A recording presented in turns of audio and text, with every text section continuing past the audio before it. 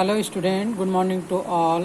हम human reproductive health के बारे में पढ़ रहे हैं, जिसमें आज हम पढ़ेंगे सगर्भता का चिकित्सीय समापन क्या होता है।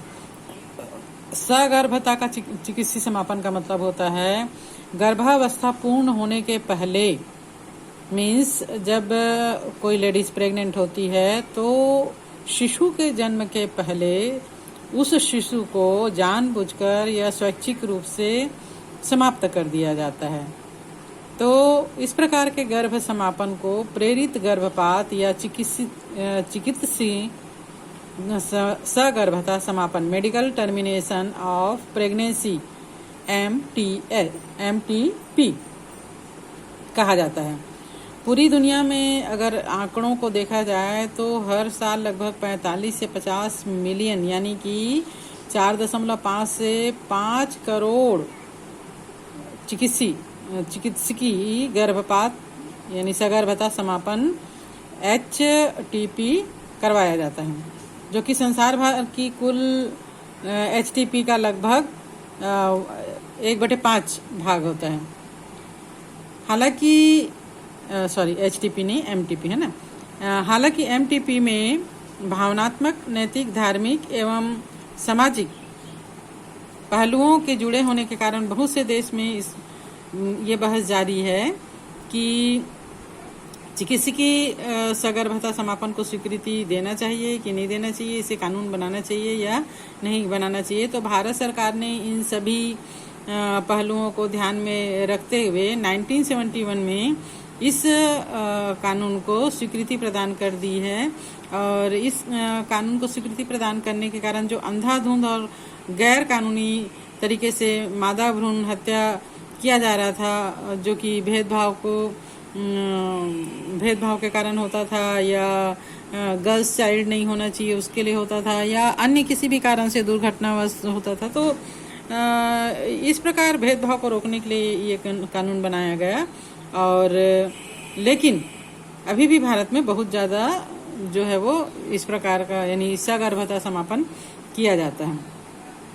चिकित्सकीय सगर्भता समापन क्यों करना चाहिए? निश्चित तौर पर इसका उत्तर तो नहीं दिया जा सकता। ये किसी भी कारण से हो सकता है, असुरक्षित रूप से मीटिंग के कारण हो सकता है, या गर्ल्स चाइल्ड नहीं होना चाहिए उसके कारण हो सकता है, या बलात्कार जैसे घृणित दुर्घटनाओं के कारण हो सकता है, या कभी कभी मेडिकल हेल्थ प्रॉब्लम होता है बच्चे को या शिशु को, किसी प्रकार का गर्भ में प्रॉब्लम आ गया है, तो किसी भी कारण से ये हो सकता है।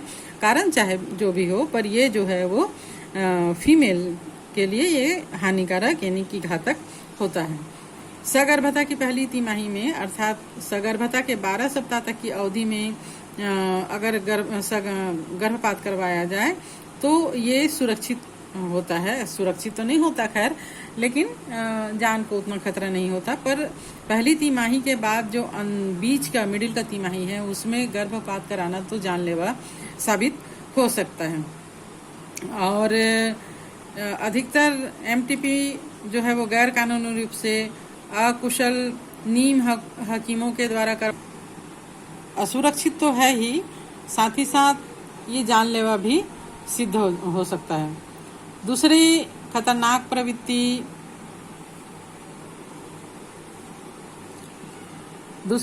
प्रवृत्ति शिशु के लिंग निर्धारण के लिए उत्भेदन का दुरुपयोग यानी प्रवृत्ति।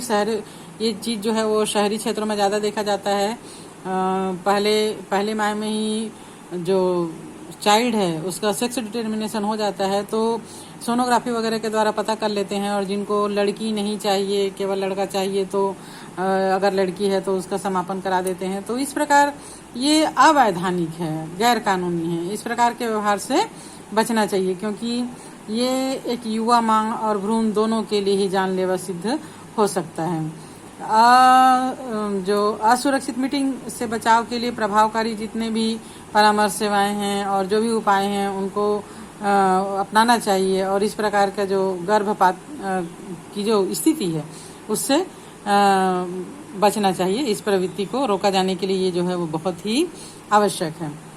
सेकंड हेडिंग हमारा है यौन संचारित संक्रमण। तो ऐसा कोई भी रोग जो जेनाइटल ऑर्गन्स में के लिए हानिकारक होता है और साथ ही साथ पूरे बॉडी के लिए भी वो हानिकारक हो सकता है। तो इस प्रकार का जो रोग है वो ज़्यादातर मीटिंग के द्वारा या फिर साफ सफाई नहीं रखने के कारण या इन्फेक्शन के कारण होता है। ये सभी प्रकार के रोग जो है वो बहुत ही खतरनाक होते हैं। इनको सामूहिक तौर पर यौन संचारित संक्रमण या STI या रति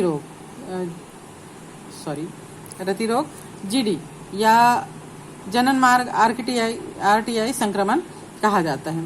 फॉर एग्जाम्पल के लिए जो रोग हैं वो सुजाक, गोनेरिया, सिफिलिस, हर्पिस, जनिक परिसर, जेनाइटल हर्पिस, क्लेमिडियता, ट्राइकोमोनास्ता, लैंगिक मस्से, यकृत शोध और हाल ही में सबसे ज़्यादा चर्चित में HIV यानी एड्स रोग के बारे में आप लोग सभी जानते ही हैं। इसको हम डिटेल में आगे के लेसन में पढ़ेंगे।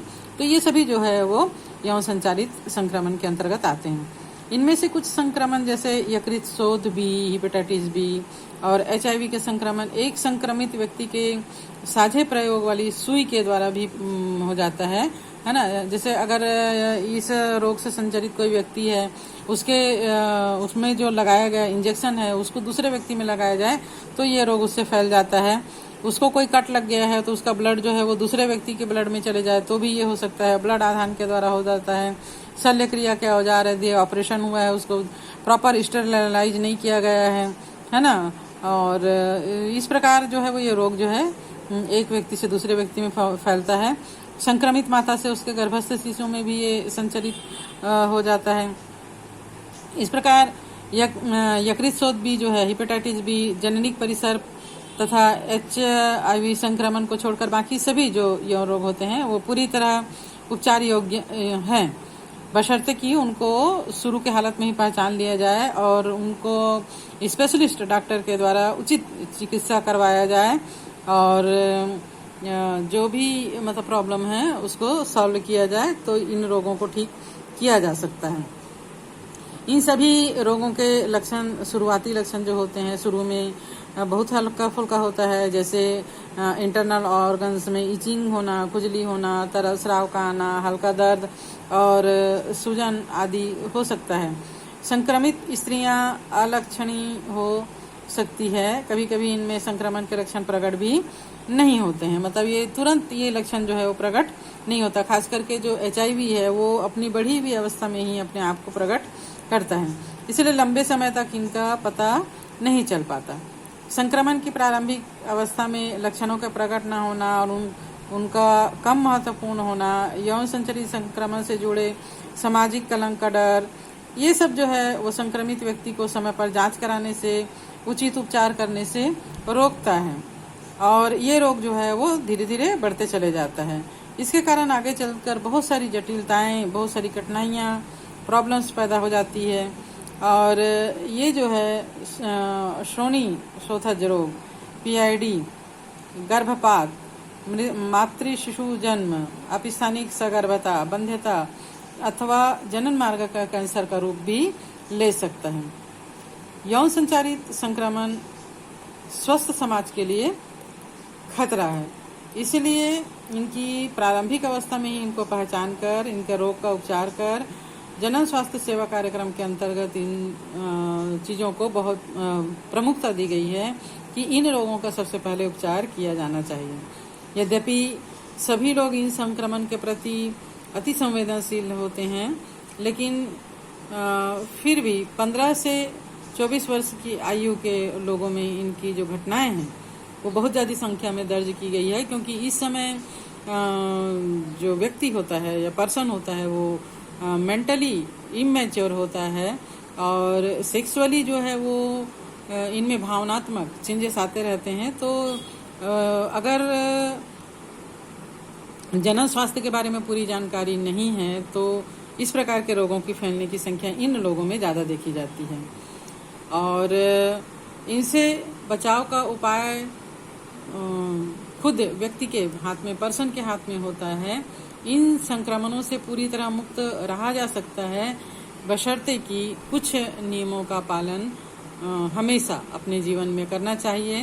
जैसे संयम का पालन करना चाहिए, संयमित जीवन शैली होना चाहिए, अपनी भावनाओं को काबू में रखना चाहिए, जनन स्वास्थ्य के बारे में पूरी जानकारी प्राप्त करना चाहिए, किसी भी अनजान व्यक्ति या बहुत सारे व्यक्ति के साथ सेक्सुअल रिलेशनशिप नहीं होना चाहिए, मीटिंग के समय हमेशा सुरक्षात्मक उपायों को ध्यान में रखना चाहिए, कोई भी अगर आशंका है, किसी भी प्रकार का शक है या कोई प्रॉब्लम आ रही है तो तुरंत ही स्पेशलिस्ट डॉक्टर से कांटेक्ट करके उनसे सलाह मशवरा करना और मेडिकल इलाज को पूरा जितने दिन का कोर्स है वो करना चाहिए। इसमें अगर हम संकोच करेंगे या असावधानी बरतेंगे तो ये हमारे पूरे लाइफ टाइम के लिए अभिशाप हो सकता है। इसीलिए जनन स्वास्थ्य का ध्यान रखना बहुत ही आवश्यक है, इसके बारे में पूरी जानकारी होना बहुत जरूरी है और साथ ही साथ संयमित जीवन जीना बहुत ही आवश्यक है।